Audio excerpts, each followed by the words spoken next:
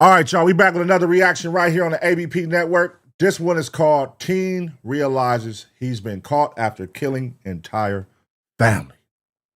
Cold title.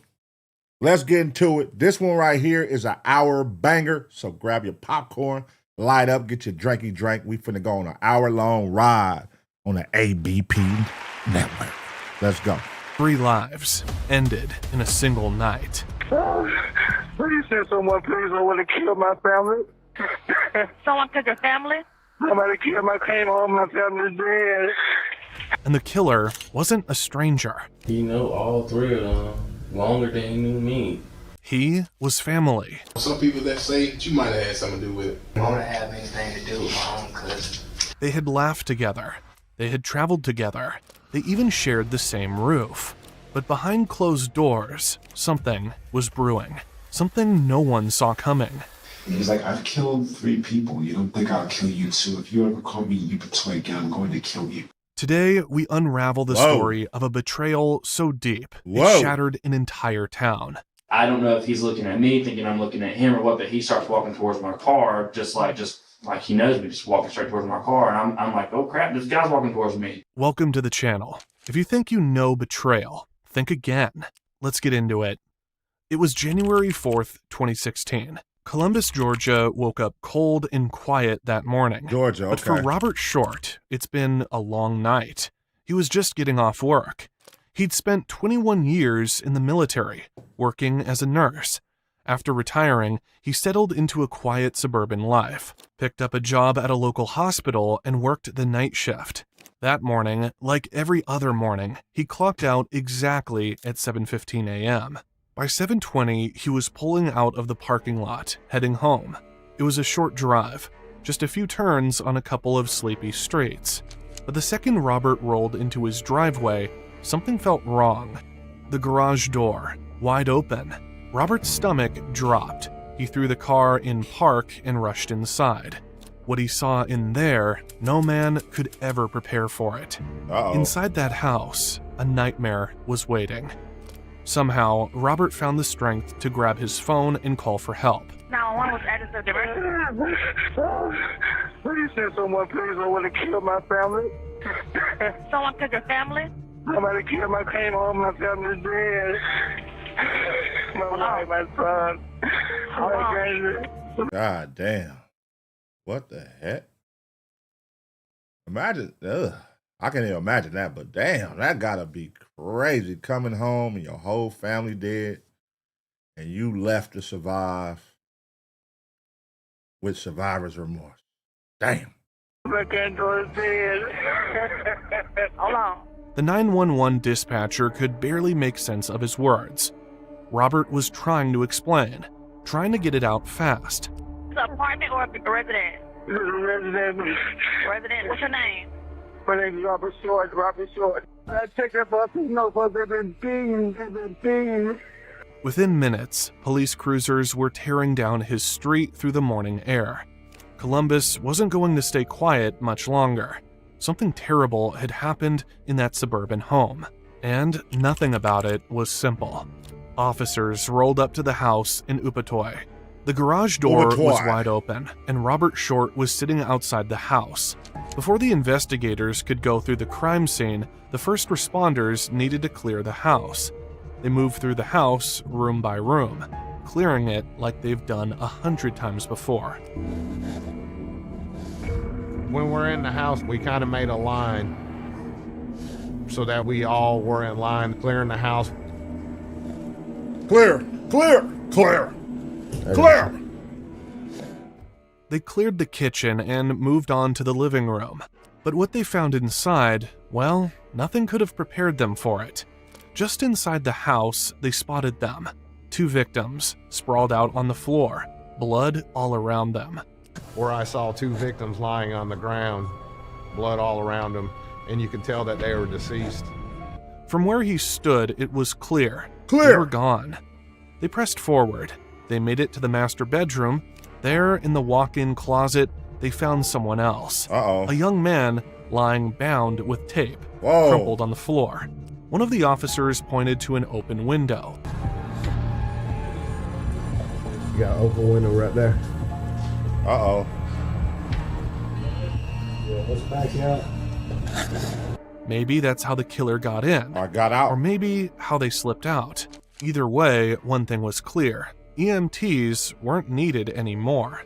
This wasn't a rescue mission. It was a crime scene now. First responders also noticed that the front door was locked from the inside. That bolt is locked. Yeah. I think that window over there is broke, though. Had the attacker entered and left through the open bedroom window? I'm going to use this door. We're making a note. This deadbolt was locked. I got it recorded anyway, Sarge. After clearing the house, the first responders handed the charge to the homicide investigators. Detective Alan Malone showed up not long after. He pulled Robert Short aside, trying to piece together who was who in this nightmare. Robert, still shaking, identified them all. His wife, Gloria Short, she was 54. Gloria? His son, Caleb, only His son? 17. And little Gianna, Gigi, That's as his they called granddaughter. her, only 10 years old. Or he said his granddaughter went on a police call. 3 generations wiped out. The house was big. It was going to take a long time to gather everything the investigators needed, but the signs were already loud and clear. This wasn't just a robbery gone wrong. It felt personal. Gloria's body was found down the hallway. Gigi was lying in the living room. It was hard to look at her. The officers noticed she was wrapped up in blue painter's tape and duct tape, like someone had gone out of their way to silence her. Next to her, a 20-pound dumbbell, slick with blood. They figured the killer had used it on her. Damn. Brutal, especially for a little girl. What the hell? Caleb was found in the closet, still bound. His socks had little bits of grass stuck to them, telling detectives he had been outside before ending up back inside. They followed that trail of clues right out into the backyard, where scraps of duct tape were scattered like breadcrumbs. And somewhere out there, the monster who did this was still walking free. The same day, on January 4th, 2016, detectives brought Robert Short down to the station. Even though he was the one who called 911, they couldn't just let that slide. Right. Protocol is protocol, and sometimes the person on the phone isn't always the innocent one. With all the evidence piling up, they had to take a closer look at him. At this point, the investigators weren't just going through the motions. They were looking for cuts, scratches, anything that might tie Robert physically to the brutal scene back at the house. They needed to know if the killer might have walked into their interview room wearing the face of a grieving husband and father. Right. I know it's a difficult time for you. I just try to ask you a couple questions about, try to recap to me about what occurred from the time that you got home today. Could you please just walk me through tell me what occurred? Robert's voice was shaky but steady enough to paint the picture.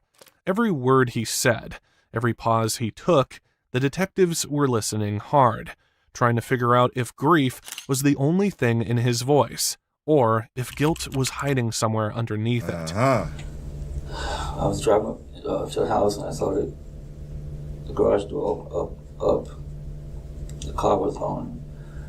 At first I thought my wife had went to a hair horn, but then I saw my other car was in the driveway. It was gone. What car is that? 2004 GMC Envoy. This is cold. This is a cold process, but they got to do it. You know what I mean? They got to do it. But I know right now he's grieving. If he is innocent, let's not jump to conclusions here, which I think he is. But I'm just saying, you have to go through that process because they got to, hey, you was the one who called. We got to just clear your name real quick. That's when once they get past that and they clear them, then they got to get to work and figure it out because right now they don't have a clue. So let's see this unwind and unravel. What color is it? It's green. We have been driving it for a while because the brakes are bad. And my wife been driving a Volkswagen Beetle, which was in the garage, and it was gone. What year is that Volkswagen? 2014. What color is it? It's silver. The detective wanted him to tell it like it just happened, like he was still standing there in the driveway. The garage was open, the attic door was hanging down, lights on in the attic.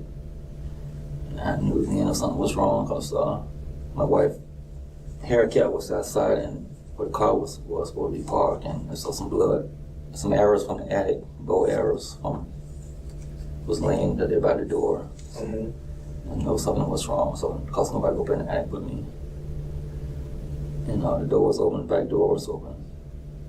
The back door was open? It was open, yeah. And when you say the back door, what door are you talking about? When you go through the garage, the door goes to the kitchen. The garage door? Garage door. Okay. The garage door was open up, but the door to the house. Okay. Back door, the side door. Okay. So it was wide open when you got there? It was open, it was ajar. Every little detail Robert shared, the detectives locked it away. Open doors, missing car, blood by the attic. It wasn't just a story they were hearing. It was a timeline, and they needed to find out if it was the truth or a carefully rehearsed lie. So I went in. My wife was laying in the hallway, face down. And stuff was scattered everywhere. And I checked the pulse, and no pulse. Now, when you say you checked the pulse, where do you check a pulse at? In carotid. Carotid order? And I saw my granddaughter laying in the living room, face up. And damn, my granddaughter? I checked her pulse, and she was cold. Damn. And I started running through the house looking for my son, calling his name. He wasn't in his room. So I ran back out into my room and found him in my bedroom closet, tied up. Take your time. Robert's voice cracked a little as he tried to explain himself. The detective stayed patient, letting him get his story out bit by bit. I didn't check the house no further than I came back out and went back in and checked him again. So you say you came back out? I came back out to my wife and then I went back and checked on him and I couldn't get the wake up. Then I started trying to call 911. I haven't taken a couple of minutes to call 911 because I was also...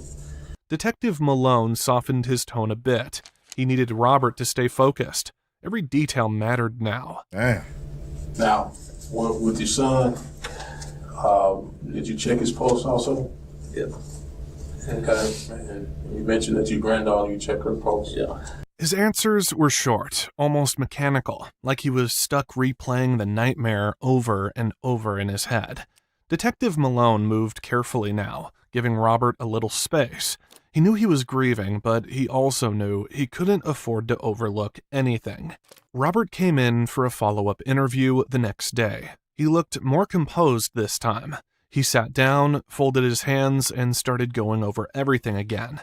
Same timeline, same routine. So I understand on that particular day what occurred from the time you got up, left the house, went to work, so on and so on, came back home from the following day before to now. The time I got up, I don't get up I get up at 5:40.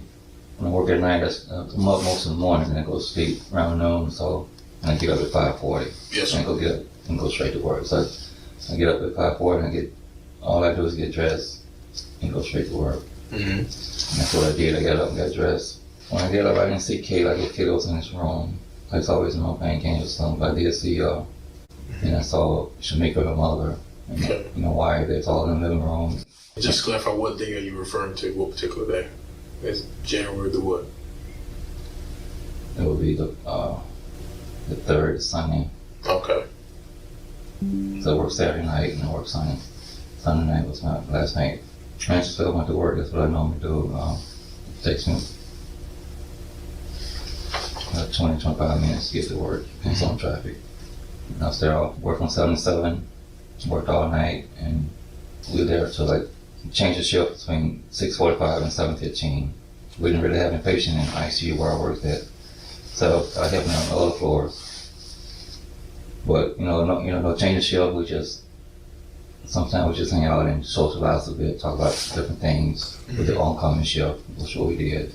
I think I looked at the clock, it was 7:20, and also me and Mary, the person I worked with that night, we walked out the parking lot together and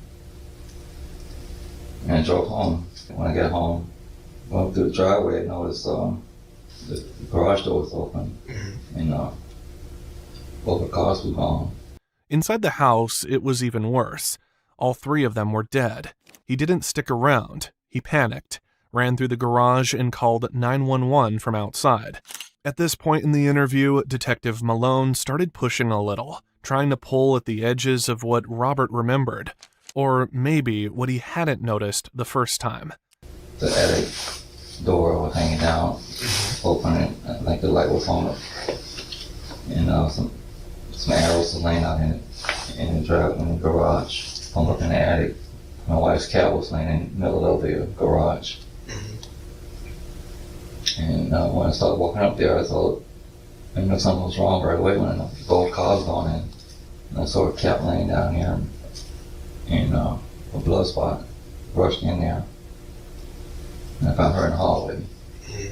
And I started calling her name, and she was on her face. She was face down. And I checked her, and she wasn't responding at all. Can you clarify what you mean when you checked it? I shook her, and I tried to check her pulse, and she was laying down. And she was cold. And I saw right away, I saw to check her. And she was faced up, and she was cold too. And checked her pulse right there. Cardiac pulse, and I couldn't feel nothing. And I started screaming and yelling for Caleb. I ran back to his bedroom. He wasn't in there. And I ran back, I come back through the house. I ran back over again, went into our bedroom. And I saw Caleb, the closet door was open. I walked in, called it, saw him laying there. And I checked his pulse. And he wasn't, I was sort of like hysterical at that time. I ran back to Caleb and started yelling his name, and I had my phone. I started calling 911. And I was shaking so hard, it took me a couple times to get through it. I was outside calling, and I didn't go back in the house. You say you went outside. What door did you go out of? I got the back door, the garage door. Okay. And meanwhile, I was calling people. I tried to call Shamika first, and she wasn't answering at first. Yes, she never did answer. Then I called my brother, and that's about it. The police came. Did at any time that you look around the residence, check in other rooms, see if anything was missing? No, I didn't go back in the house. You didn't go back in the house? No, I wouldn't notice anything was missing or not. I wasn't concerned with anything missing at the time. I was concerned about him. Anything stand out to you that seemed out of the ordinary? Out of place? Like anything was moved or disturbed? I just recall a lot of stuff on the floor, but I can't recall what it was. Something I can't remember. It was a ceramic bowl. It was like a round color bowl. That's one thing I can recall, but there's more than that on the floor. Though. There was other stuff scattered on the floor. Where is that bowl normally located at that you're referring to? Normally located in the pantry. It shouldn't have been out like that. Then Detective Malone changed the questions again, this time toward weightlifting gear. Did you own any weightlifting equipment? Some dumbbells. Some dumbbells? Okay, how many of them you own? I had two gray dumbbells that was the plastic dumbbell with the sand inside of it. I had two of those. I had those for a long time. Just recently, last year or year before, I bought. The conversation steered toward his military background. Robert painted a picture of a steady, disciplined life, one built around service, family, and medicine. Detective Malone was looking for cracks or hidden tensions, but Robert's answers stayed firm. Would you describe them that way? Did he have any problems with anybody? I know I've asked you this already, but I'll ask you again. Did you think did he have any issues with anybody at school? No, I think he was safe. He did, but no, he didn't have any issues anyway. Okay.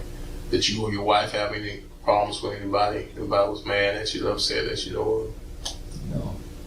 Caleb and Gloria both had small policies, but Robert's own policy was bigger, over $400,000. So if Robert isn't the killer, Detective Malone knew he needs to widen his suspect pool. With two vehicles stolen from the scene, he knew... All right, so he stole 2 cars, killed everybody in the house. 2 cars got to be at least 2 people. Why did they kill them? Why did they kill a little girl though? Like, Right away, they were dealing with more than one suspect, and despite keenly looking into Robert Short, they couldn't find any accomplice working with him. Finally, there was a break. One of the stolen cars had a GPS tracker. The signal leads them straight to Oakland Park. There, they found both missing vehicles sitting side by side. What? Investigators moved fast. They started processing both cars, but there wasn't any word yet if they had any suspects or made any arrests. After snapping pictures of everything, they had the vehicles towed to the crime scene unit's processing bay. That's where things got interesting. So they stole the cars, drove to a park, parked them, and hopped out. Side by side. And they had GPS trackers. All right. As soon as they hit the armrest, steering wheel, and gear shift with luminol, the car lit up. Blood clear as day. They swabbed the touch points and sent the samples off for DNA testing, hoping it would bring them closer to whoever was behind this. But before the DNA results came in, another break. And this one picked up the pace in a big way. A woman called Columbus police saying her son might be involved in the car theft. Officers went straight to her house to get the full story. He said that he was with a friend. What's the friend's name? All I know is Weeda? And Weeda and some other boy. Damn, that shit is crazy when like the people mama snitch like tell on them. It'd be like that. That'd be the last person you expect to tell on somebody in a crime, like they mama. But then, you know, it'd be mamas that stand firm on that. Like, shit, nigga, hey, you fuck up, nigga, I'm telling. That's kind of, I don't hear a lot of mamas say that, but I do know that mothers will tell. I don't know the boy name. Yeah, And he said they went to the house? And I don't know what house. They came back with some stuff. Where's the stuff? That boy came back driving the car, my child did. Whatever they find in Oakland Park. After talking with her, police brought in her son, Raheem Gibson, for questioning. They drove the car He home? didn't seem to know much, or at least he acted like he didn't. Before diving deeper, officers needed some basic information from Raheem. After getting the basics, the conversation moved to Raheem's day-to-day life. How long you guys been dating? About a year. A year? Okay. You have any kids? One. It's a handful, isn't it? Okay. You working anywhere? No. Okay. What do you do all day? Be a daddy? Yeah. Okay. At that point, the detective read Raheem his rights before moving any further. The officer wanted to know what Raheem's inner circle really was. Something off with this nigga. Y'all hear how he talking? His answers? Something not right with this kid. He kind of, I don't know, he giving like slow vibes. Let's see. What about your friends? Who you normally hang out with? This boy named Javarier. Javarier, that's your closest friend? Is that his real name or that's just what you call him? That's his real name. The real name? Okay. Who's Weeda? Javarier. Javarier is Weeda. Okay. Okay. Investigators were still piecing it all together, but they knew who Javarier Tapley was. In fact, he had already sat down for an interview after the murders. At the time, Javarier came off like any concerned relative, giving them the impression that his cousin Caleb was just a regular sweet kid. Tell me about Caleb. Who is he to you, first of all? What type of Here we go. Kid was Caleb? Caleb, now his mouth can be a little, but Caleb was the sweetest kid you'll ever meet, sir. The sweetest kid. Okay, he was real sweet. He'll never harm anybody else. Of course, you know, everybody talk a little smack every now and then. I do it myself. Y'all pretty sure you do it from time to time, but any other than that, Caleb didn't have no problems with anybody, not that I know of. But with Raheem Gibson now talking, the pieces were starting to look very different. Basically, I was his only kind of brother figure in his life. Right. And he was kind of only mine because me and him used to go on vacations and I went out there with stuff like that. They were tight. It all made sense to Detective Malone at the time. Nothing about it threw up any red flags. Still, there was a part that stuck. A small thing. Like I was telling him, I didn't know too much about Caleb's social life. All I knew is when I come out there, it would just be me, him, and his friends. Right. So like with your homeboys at high school, you know, y'all sit around, joke around, play basketball, talk about girls, and that's what we do. That's what we do. Right. Nothing that seemed worth digging into at the time, But now, that casual circle of friends was starting to look a lot less harmless. Because now, Raheem wasn't just hinting, he was laying it out, one ugly detail at a time. Uh-oh. So let's just start off on Sunday. Where did you wake up January 3rd? Uh-oh. He finna roll, y'all. He finna roll. Yeah, shit. Then, I didn't see this coming. All right, let's go. Did you sleep that morning? I was at my house. Okay. And what was the first time that you left that house, or just describe your day? I was just sitting at the house, watching TV with my girlfriend, playing with my baby. Okay. And he texted me and said, come over. When you say he, I'm sorry, who's that? Javarier. Okay, Javarier. Javarier wanted Raheem to come over. And this wasn't just a one-off thing, either. It sounded like a regular part of their lives. So Javarier texted you. Do you happen to remember? Oh, wait a minute. Wait a minute. Hold on. Oh, these niggas is gay. Whoa. Oh, this is boyfriend. This is side thing, whatever. Holy shit. Oh my God, what is going on? What time? 12 p.m. Okay. And when you said, what did he text you? He said, come to my house. Okay. So Javarier texts you, and you walk there, and you walk from Jones to Jones. Okay. And you say, how long does that take you, roughly? An hour and 45. Okay. Have you done this before, I take it? Yeah, I do it like every weekend, every other weekend. And if you had to guess, do you think if you said it takes you an hour and 40, so you're there by roughly 2 o'clock? Yeah. Okay. And who's all at the house again on Calhoun? When I got there, it was just his granddad. Okay. You get there, and describe how long are you there for? About 2 hours. By the time he showed up at the house, it was just him and Javarier's grandfather inside. Are you guys talking about anything, or what are you guys doing for these 2 hours? Yeah, we was talking about going to his cousin's house. Okay. Uh-oh. Now, when you say cousin, like I said, I just want to start from the very beginning. Caleb. You don't have a nickname for him, he just says, okay. Has he ever mentioned Caleb before? No, just when he used to go out there. And what did he say about him? Anything? Or did he like him? Or? Yeah, he said he liked him. 2 hours later, so we're roughly, you think at 4 o'clock now? 4 or 5. Okay, 4 to 5. But as Raheem sat there, those hours started to turn into something way more serious. What happens at 5 o'clock? Where do you guys go next? Just walking around Benning Hills. Okay. Now, are you talking to anybody while you're in Benning Hills? Just him. I mean on your phone? No. Okay. And is he talking to anybody? Quez. Okay. Is it Doug Quez or Quez? Quez. Okay. And so he's got to live close to... Yeah. You don't know what street though? No. Okay. Okay, so when do you finally meet up with Quez? On the other side of Javarier's hill. All right, so now we got a third person. They originally said it was 2 people. Now, is this going to be 3 people, or is it going to be the dude and the new dude, Quez, and it's not going to be this gay dude right here?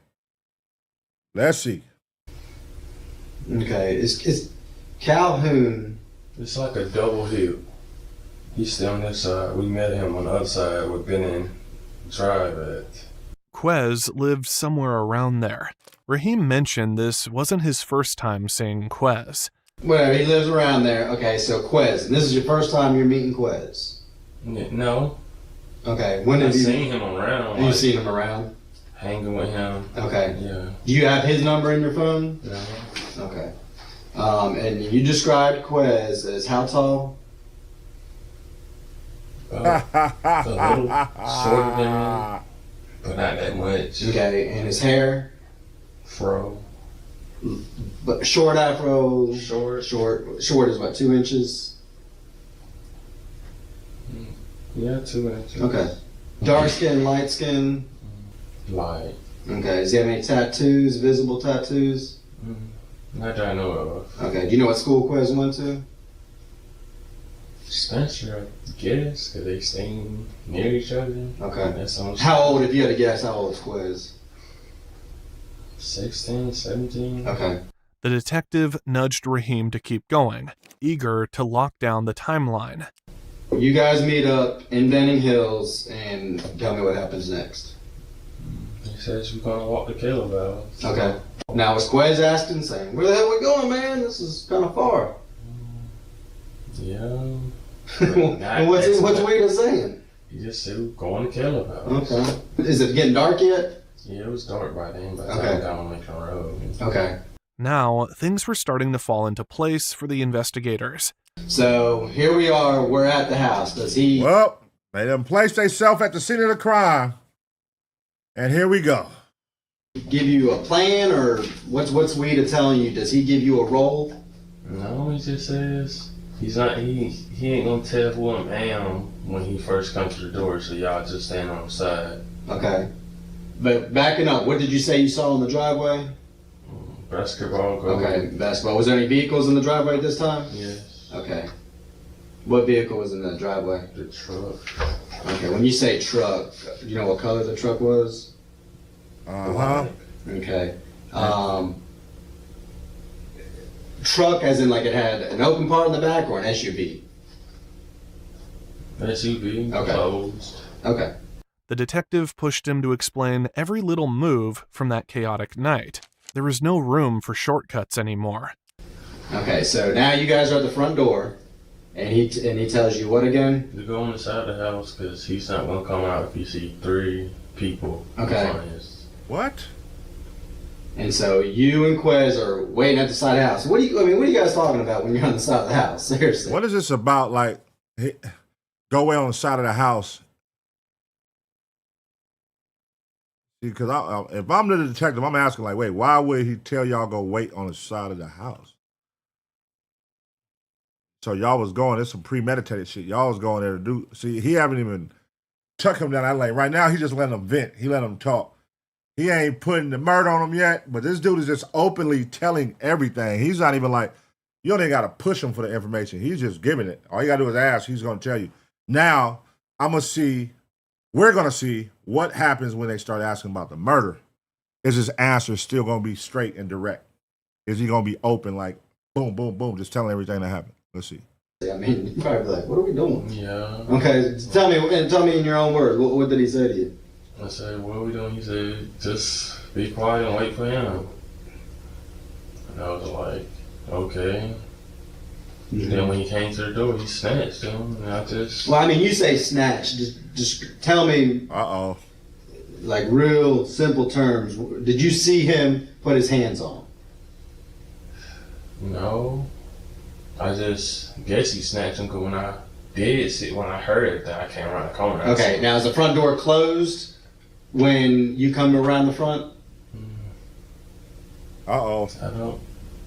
Here we go. I came to the front of the corner. Okay. I understand. And then I looked, he had him in the front of the yard on the ground. And so when you say he's on the ground, who's on the ground? Javarier and Caleb. Okay, are they fighting?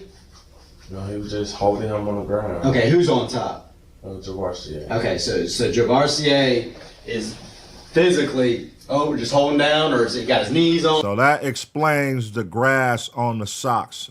Remember they said they found him, grass on socks, inside his dad's closet? Aha. On him, or how would you describe it? Got it. Holding his hands on, Okay. Holding his hands behind him. Okay. Javarier had both of Caleb's arms twisted behind his back, keeping him firmly pressed to the ground. No yelling, no wrestling, just this heavy, terrifying stillness. Is he asking you to help him, or how does that work? He asked me to help him. I said, "If no," and I just stood in the bush and I sat down. Then the other boy helped him. They tied him up. I started shaking. Okay. When you say tie him up, I think rope, but what did they tie him up with? Okay. There's all kinds of tape. What color was the tape? I guess duct tape because it's gray. Okay, so you're saying duct tape because it's gray or silver. Would you say silver or gray? Gray, silver, but it's shiny. Okay. When he ties him up, what hands or what part? Can you show me? Tied him up like this. Okay. So his hands are like this? No, like this. Okay, like this? What? Yeah. Okay. Any other tape, or he just tapes them all the way around like this? Yeah. Okay. Raheem stayed crouched in the bushes, trying to stay hidden as Caleb was walked past him. So what's he saying to him at this time? He just kept on saying, Caleb is saying this? No. Or, okay. Okay. Well, what's Caleb saying? He's got to be saying... Yeah, he was just like, why? You better be playing. Mm-hmm. Then when I was sitting in bushes, I seen him walk past with him. Okay.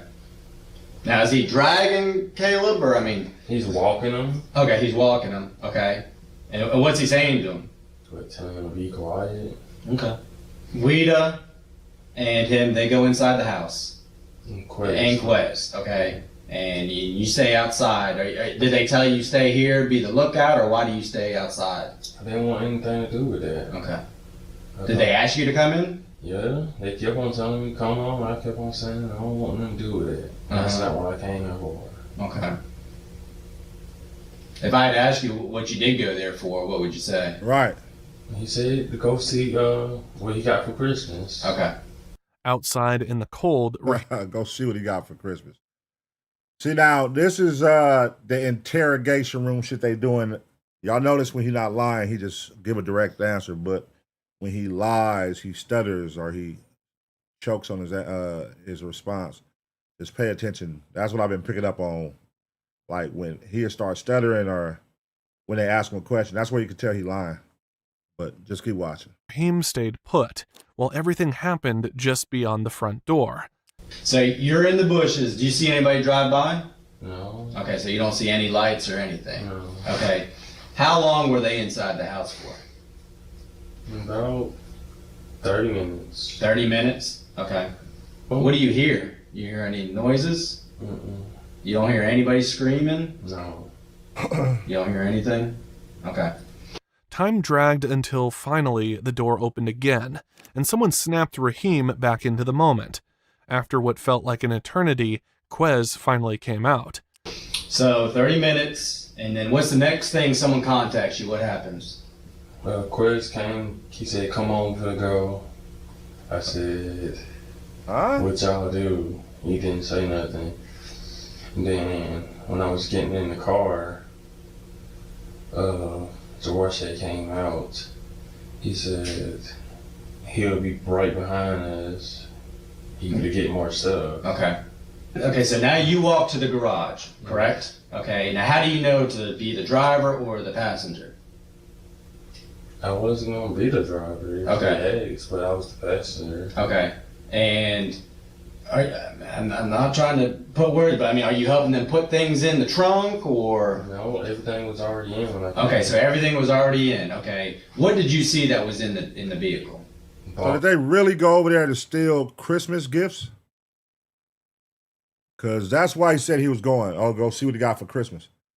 They went over there to steal the Christmas gifts from these people and killed them. That's crazy if so. Of shoes. Okay, do you know any brand names of shoes or? Jordans. Any other? Nikes. What else? TVs, PlayStations? No, I didn't see nothing. No TVs. No. So they were there just to get, was it jewelry, clothing? Only thing I seen was shoes. Okay, shoes, okay. It looked like clothes and shoes were all they took. When you're looking at the garage, and it's a double car garage, is the vehicle on the left side or the right side or in the middle? The middle. The middle? Okay. And when you come around, you get in the passenger seat. Is Quez already in there or you just sit in the car? We getting in at the same time. Okay, getting in at the same time. And you say the boxes are in the back seat or is there a trunk? I'm not familiar. Back seat. Okay, back seat. Okay. And how many boxes of shoes would you say? 6. Okay. 7. 6 or 7. Okay. And that's all you remember seeing is shoes? Yeah. Okay. Describe the garage. What did you see in the garage?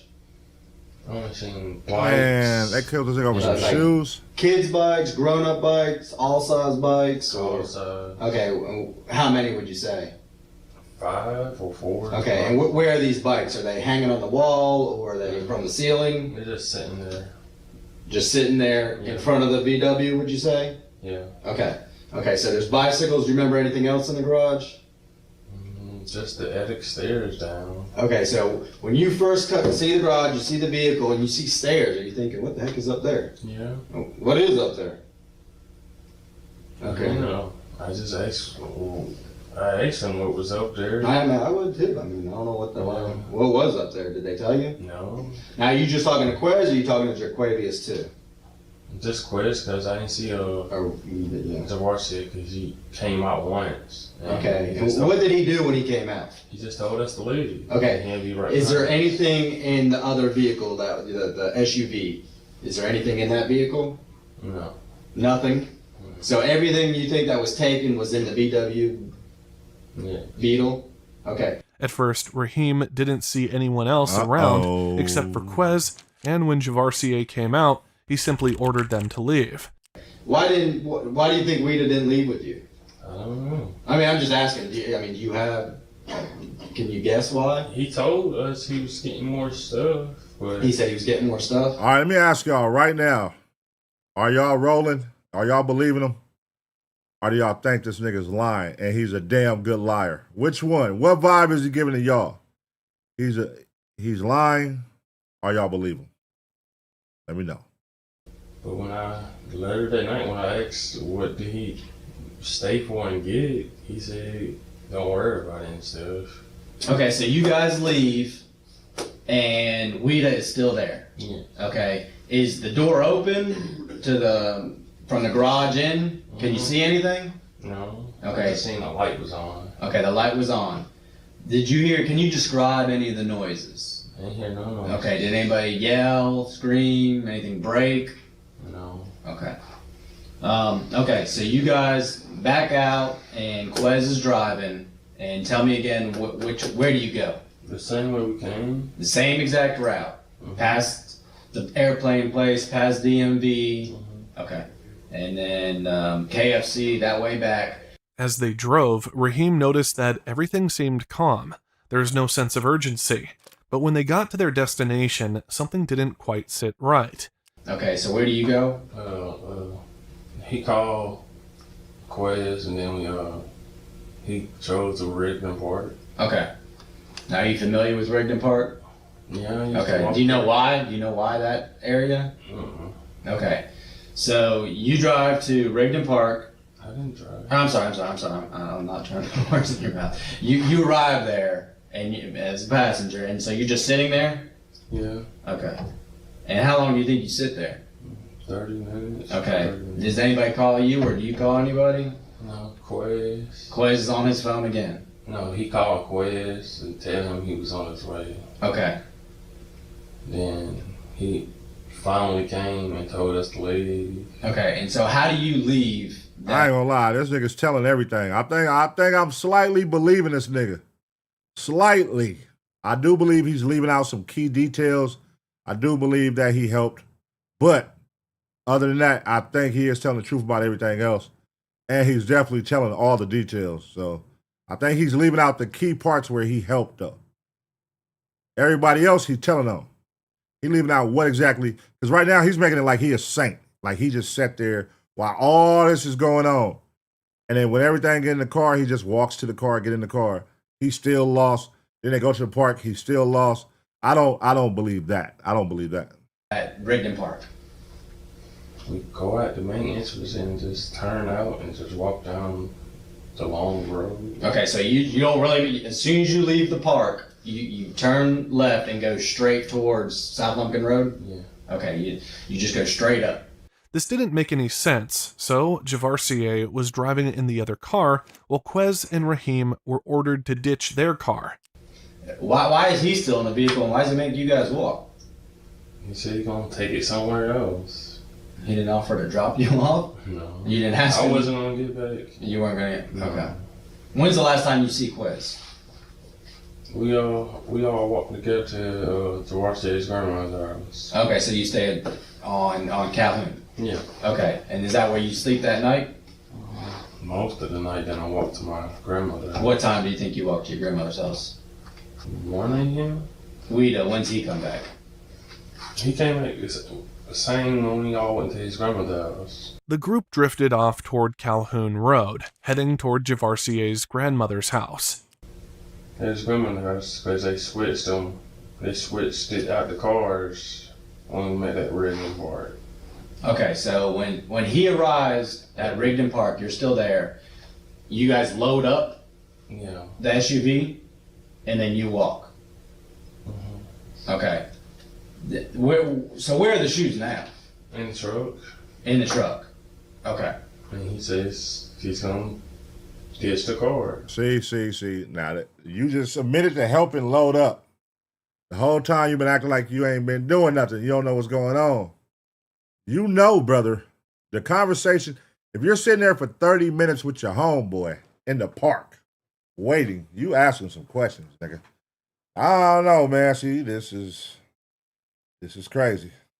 Okay, so he never brings the shoes back to his grandmother's house? He did. I don't know. When did you see the shoes at the grandmother's house? When we got there. Okay, so you last saw the shoes technically in the VW, get put in the SUV, and then you walk to Calhoun, but he's already there with the shoes. Mm-hmm. And no SUV. No SUV. Okay. And then do you guys sit around, talk? Do they smoke? Well, what do they do? Smoke. What's he talking about? Mm. Did he tell you what happened inside? No. You don't get into it? I kept asking what he did, why he stayed.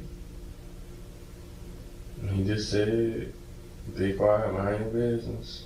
Raheem Gibson is the detective's only lead. The detective knew he had to tread lightly, so he wasn't accusing him, but he was leaving no room for anything to slip past.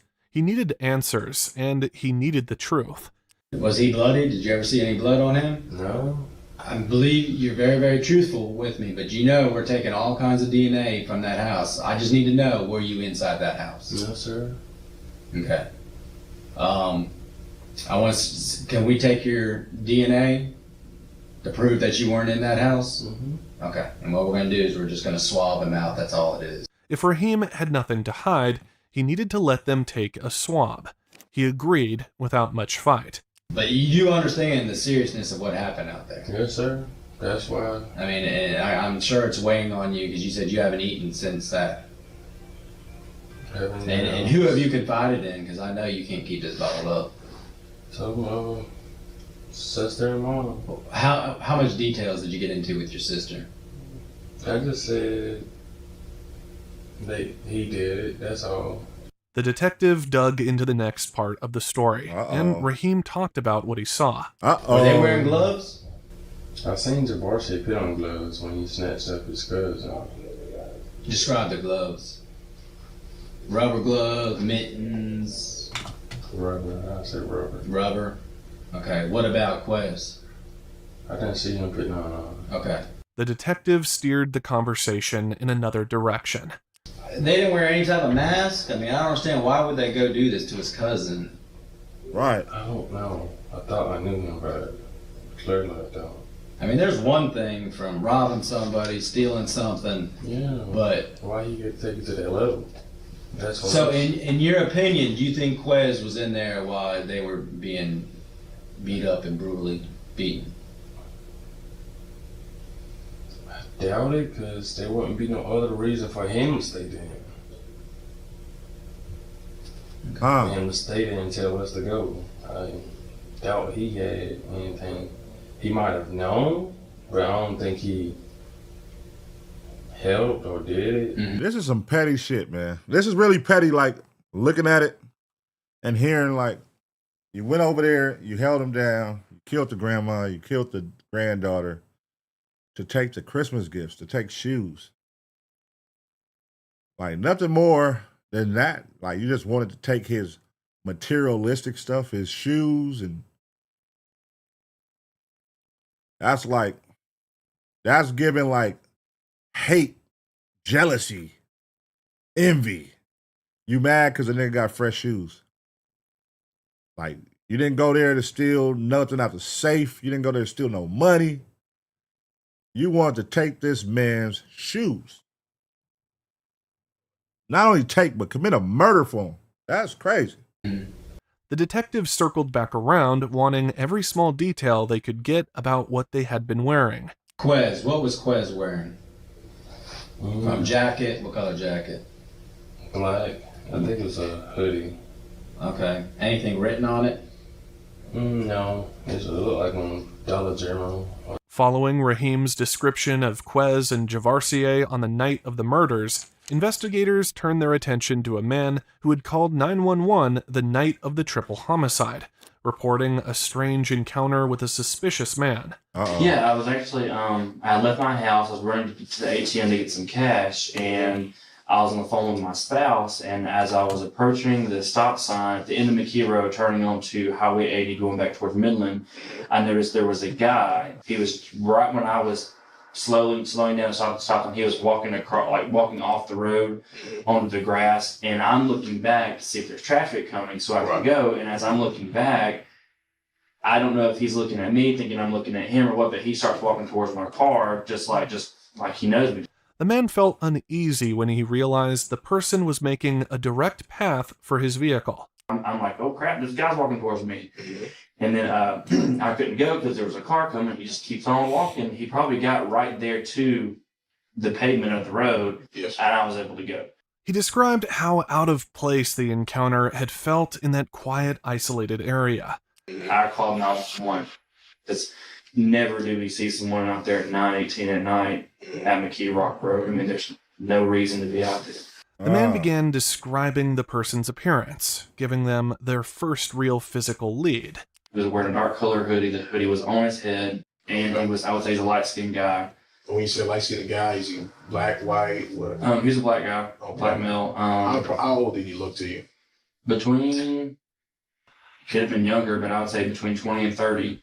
If you give me a moment, I'll be right back with you shortly, okay? Okay. With this information in hand, detectives moved quickly to cross-reference potential suspects. They developed a photo lineup that included known associates of Raheem Gibson and Javarier Tapley.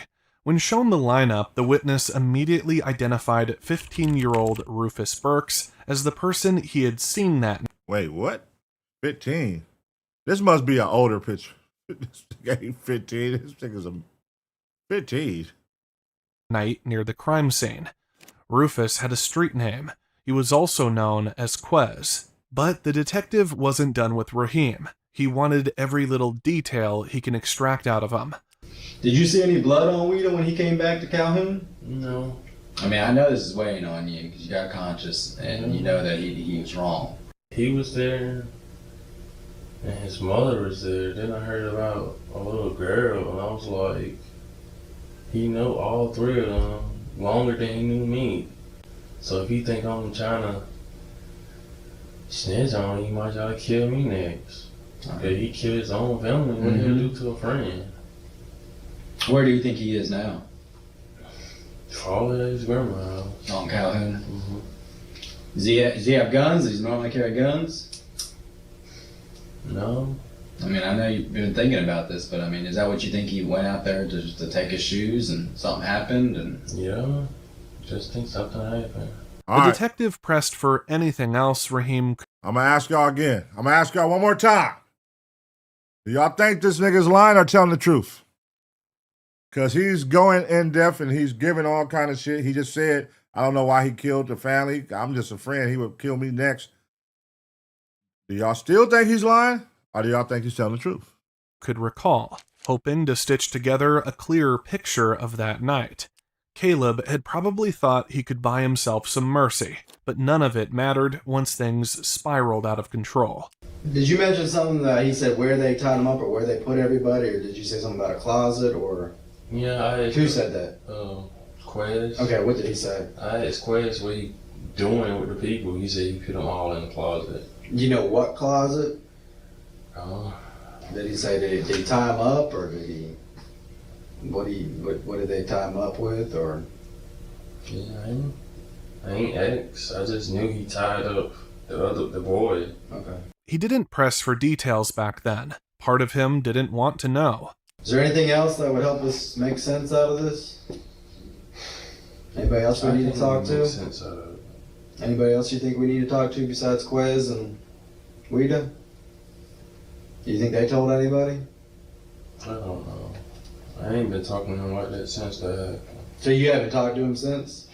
Probably, once today? What he told me said? his grandpa died today. I asked him how. He said smoking that stuff. Wida's phone number is in your phone. The detective gave Raheem a moment to catch his breath. It was obvious this wasn't sitting right with him. Raheem had a little girl of his own. This had to be weighing down on you. Yeah. Because you know that wasn't right. Because when I seen they say he killed a little girl, then I have a little girl. Exactly. Just made me sick to understand. Okay. You know, for like 10 years now. And I never think he'll do anything like that. The interview wound down, but the officers weren't finishing yet. There was still one more thing they needed from Raheem before they let him go. This is, like I said, it's a swab. I'll just put it in your mouth, so. Shit going on after this? No, I mean, this is very involved, okay? And, I mean, you are in the middle of this, okay?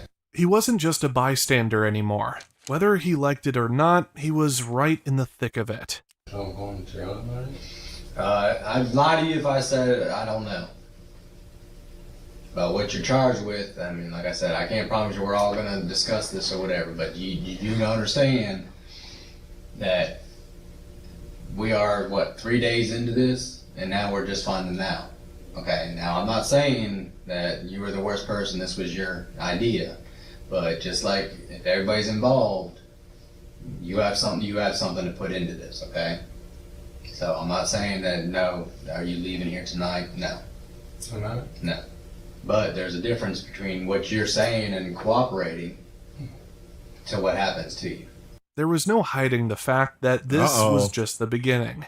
The detective Boy, still oh had boy. a long list of people to see, and Raheem's fate hung somewhere in the middle of all that. No charged with that. Honestly, I do not know. This is, you know how big this is, okay? He came in, he said, fuck it, I just snitched, I just told you everything. Y'all can't send me to jail. Nah, I'm a snitch, man, they gonna kill me. I know that's his mentality right there. He like, what? I just told you everything. You gonna send me to jail? There has been people talking about this just from all over, okay? This is a very big thing, okay? And we're trying to figure this all out. But now you're coming down here cooperating, and now, I mean, literally, we're gonna go see what happens from here. I mean, you're not the last person we gotta go talk to, okay? The next part of the process began. Out came a consent form, plain and clinical. What this is just saying, consent to draw saliva. You fully understand that your consent is necessary for saliva to be drawn, and that any evidence developed from this sample is admissible as evidence against you in a court of law. And like I said, it is not blood, it is, I'm just gonna do that in your mouth, okay? Like I said, I'm the witness, you're the signature. You just sign right there, that is. Just open your mouth, I'm gonna go get your signature gun. A signature here, a quick open of the mouth there, and it was done. Another piece of the puzzle collected. With that part finished, he was officially charged with murder and taken into custody. Detectives then dug into the 3 suspects' social media accounts. Damn. He like, motherfucker, I got charged with murder.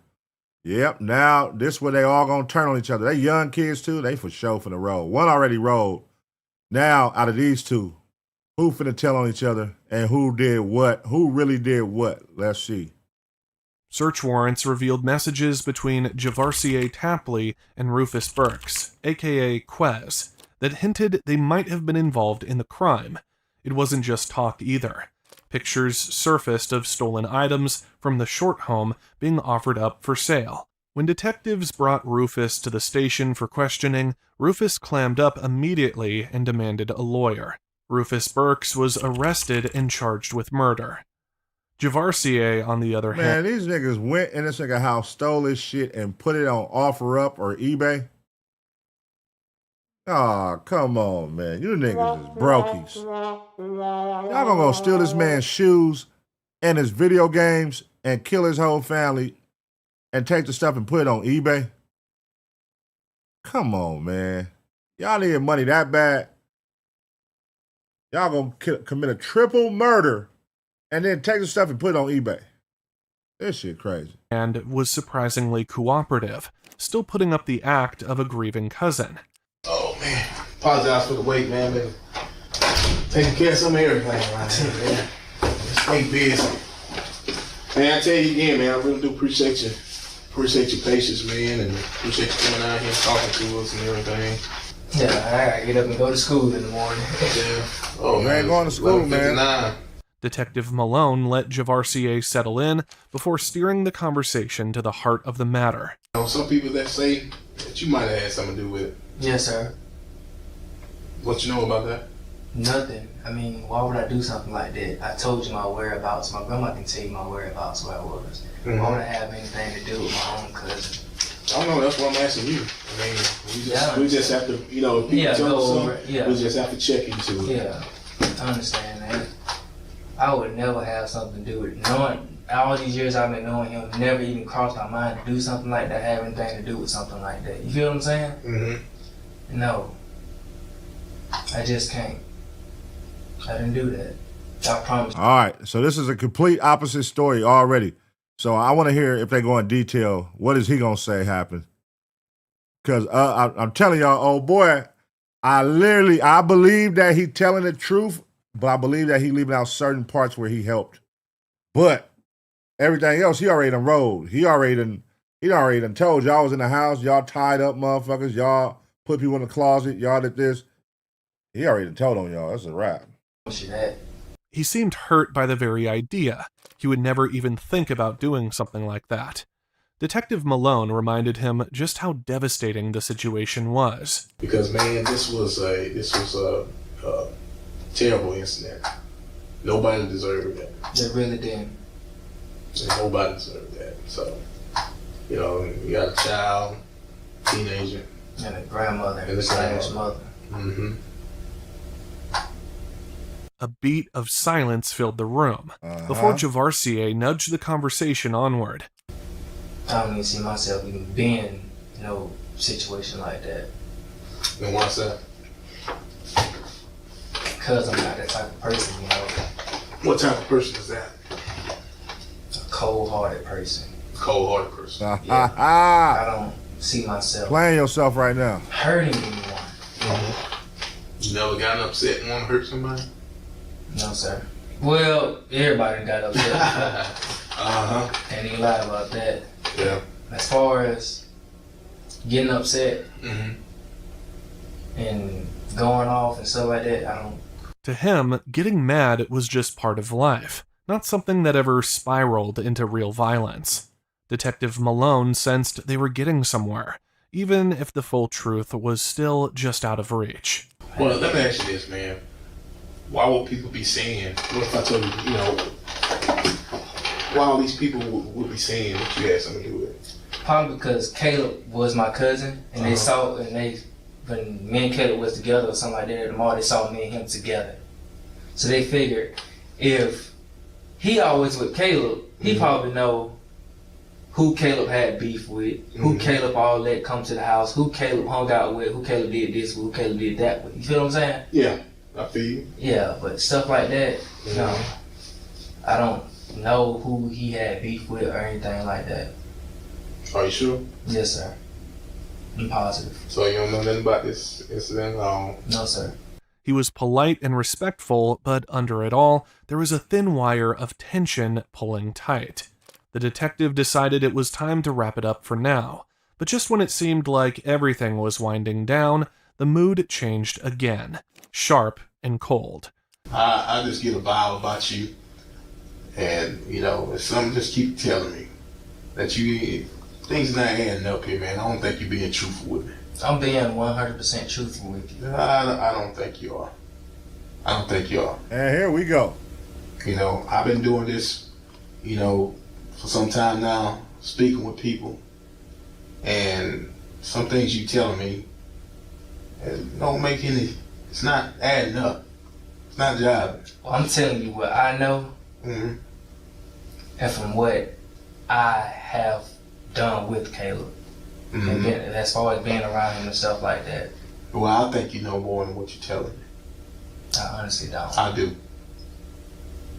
Stop playing with him. And in that small, stuffy room with the cheap buzzing light overhead, it didn't really matter what Javarier said anymore. The doubt had already dug itself in too deep. After the interview ended, investigators requested Javarier to hand over his phone. He agreed, and investigators had dug through his phone. They uncovered something they hadn't seen before, a trail of deleted messages between him and Caleb Short, exchanged right around the time of the murders. It was enough to pull Javarier back in for another round of questioning. This time, they weren't just coming with questions, they had a search warrant in hand. Then, a forensic technician stepped in, carrying a small kit. First came the saliva swabs. All right, I'm gonna rub this in one side of your cheeks. Okay. And then I'm gonna take the second one to the other side. Okay. All right. After that, it was time for the hair samples. All right. Like I said, I'll try to be quick, buddy. This guy kind of take like 25 random ones, okay? Really? Yeah, I didn't even take it out there. Sorry. The technician wrapped up and signaled to the detective that he was done, but not before cracking a joke. All right, now you drop your pants. We'll get some. I'm just kidding. I was gonna say, I don't know what y'all got going on here. Nah, we're kidding. Detective Malone stepped back in. This was the last chance he was offering him. The detective then dropped the first real card on the table. All right, here we go. He circled back to his phone, the one he had willingly handed over last time. But the explanation came out tangled, nervous, and Detective Malone didn't seem too convinced. The session was winding down, but the consequences were only just beginning. Appreciate your cooperation, Dave. Yes, sir. They arrested Javarier the very next day. No struggle, no drama. He was picked up quietly from his grandmother's house. He pulled out a form. It was a standard rights form, outlining everything Javarier needed to know before they went any further. While Javarier sat in jail, something unexpected happened. His cellmate, who had been watching and listening closely, decided he had heard enough. He sent a letter to the police, asking to speak with detectives. The detectives didn't waste any time. They set up a meeting inside the jail, ready to hear whatever the cellmate had to say. Wow. The cellmate described what made his skin crawl. I was like, Mr. Yupatol, he keeps staring at me like that. He's like, oh, you're trying to throw shade?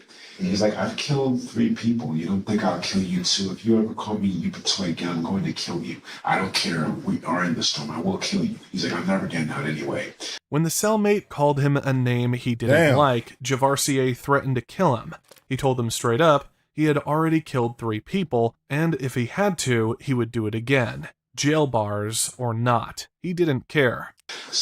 When he came in the room in the morning, he would read the paper and talk with me about his case. Just, say things like, I wish I could do it again. I'd kill him again. He said they were going to kill the 3rd person, help them. They'll look out and they were going to kill him, but there wasn't enough time. The detectives listened carefully, piecing everything together. The deeper So he was the lookout. He just said it. He was the lookout, and they was going to kill the lookout. And he said that in the beginning. I felt like if he killed them, and he knew them way longer than me, he was going to kill me. So that's why he told. But he was the lookout. They knew he didn't have a heart to do what they was going to do. You the lookout. Hey, let us know if somebody coming. So you played a role, brother. Investigators dug, the clearer the real story became. This wasn't about money. It was some shady deal gone wrong. It was jealousy, plain, ugly jealousy. Yeah. The Shorts had trusted Javarier. Caleb had always been shy, and they thought Javarier would be good for him, help him open up, maybe even make a few memories together. Javarier had been around their family for years. He wasn't some outsider. Gloria had treated him like her own grandson, buying him clothes, giving him anything he needed. For years, Javarier had been like part of the Short family. He tagged along on their trips, went to ball games, even made it all the way to Disney World with them. But somewhere along the way, he got caught up with the wrong crowd. Things changed. By the summer of 2014, Gloria and Caleb's family had cut him off completely. No more trips, no more invitations, just silence. Damn. And in that silence, Javarier's anger grew. By the time a year had passed, it had twisted into something dangerous. That's what exploded inside the Shorts' home on that terrible night, January 3rd, 2016. Raheem Gibson later confessed how it all started. They got to the house, and Javarier lured Caleb outside. Caleb didn't even get a chance to defend himself.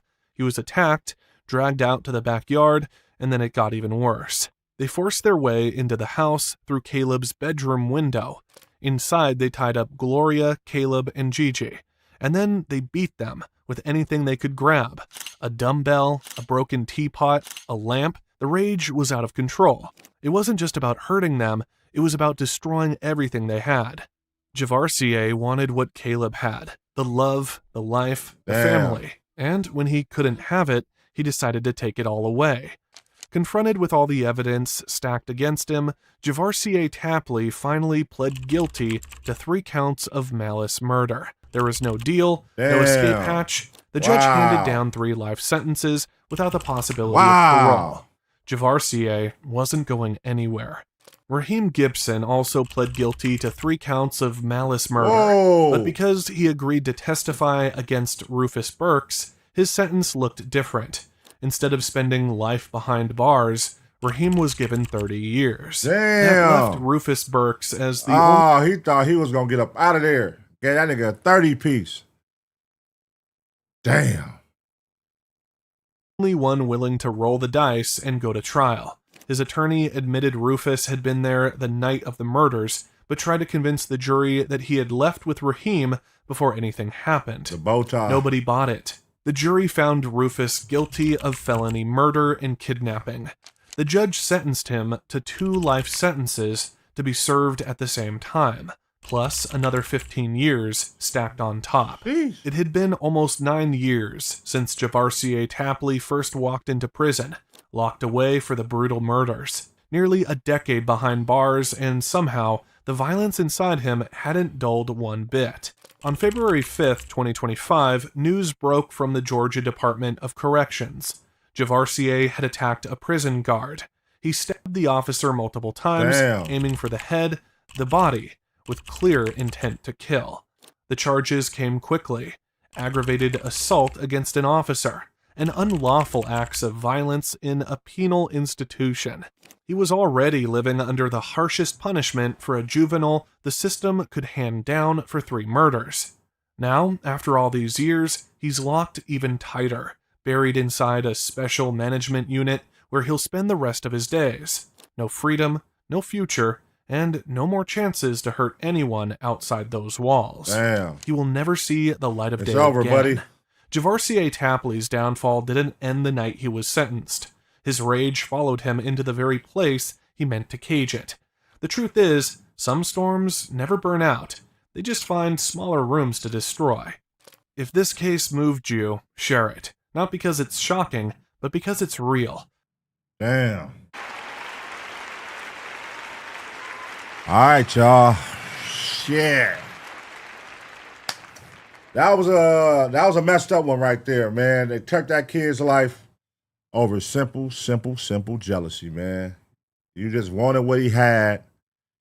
You once was a part of the movement they had going, the family vibes they had going. They stopped including you, and it turns to hate and envy and jealousy.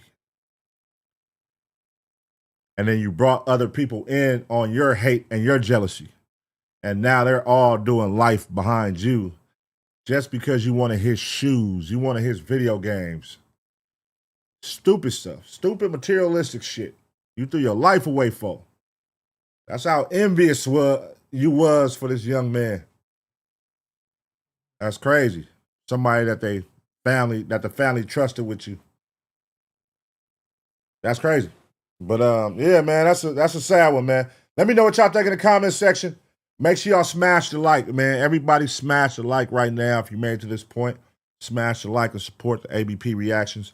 And we're going to keep these going, man. And as always, get ready for the next reaction.